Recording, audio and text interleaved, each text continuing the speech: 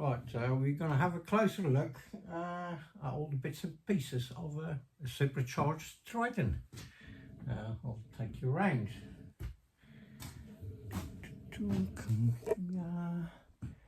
So, the old Shark Supercharger. That is the safety valve here.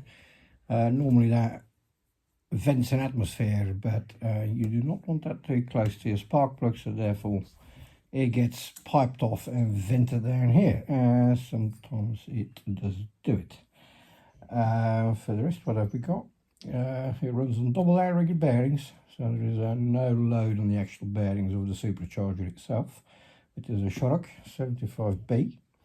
All the manifolds are all stainless, and believe it or not, they are welded with a stick welder, an arc welder. This is before I had a TIG welder, and the whole machine is built on a small lathe. There's no milling machine involved. It's just all handmade, basically. Little battery box. What else have we got?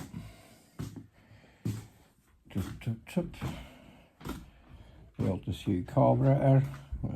This little box holds all its electronics and the ignition and stuff like that. Sorry, ignition's over here. So you can see it is rather full up. The handlebars, the clip-ons, were so short.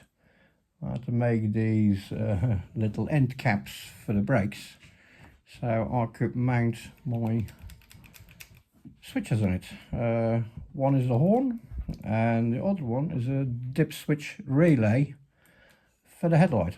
Well, actually works really well, even with your gloves on. It's just high beam, low beam, high beam, low beam, like that. The gauges, that's just a test gauge for the moment, speedo, and that's the boost gauge. For the rest, handmade oil tank, holds 8 pints. Vernier adjustment on the gearbox, that's actually locked. We do not have to use it as such. Rev counter drive, breather, a little breather here, a little plate here, stops the paint from rubbing off on your frame. What else? The forks, there are Honda stanchions, metal profile bottoms and metal profile yokes. A little handmade thing. Yeah, the whole thing is handmade. The idea behind here is the tank that I showed earlier on.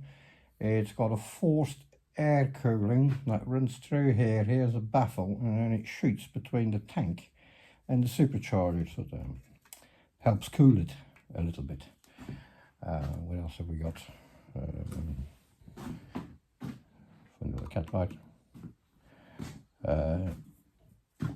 Nice tapered brake rod. A little adjuster on it and stuff like that. And then right, we're gonna go and service the clutch, because the clutch bearings are worn out, so we need to change that. Here, that's an automatic belt tensioner with a damper, holds the belt under control. And then at the front here, something that I made, well, I made all of it, is an oil filter housing. We are going to put a new oil filter on it soon. That bolts in the timing chest the same as a dynamo would. It sort of looks a little bit like a dynamo. And oil filter is here. Okay. This is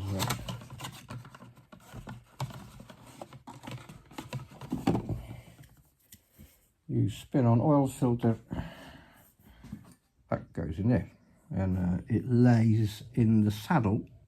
You can see it properly. It lays in the saddle exactly the same as a dynamo would. Electronic ignition in there, the module. We had to extend these little bolts, because otherwise you can't get your hand in there to do them up. So there is not an awful lot of room, it is quite full. Alright, we'll carry on. I'll just put this thing back down again and enjoy. Here we are. There we go. Alright, what's next to come off?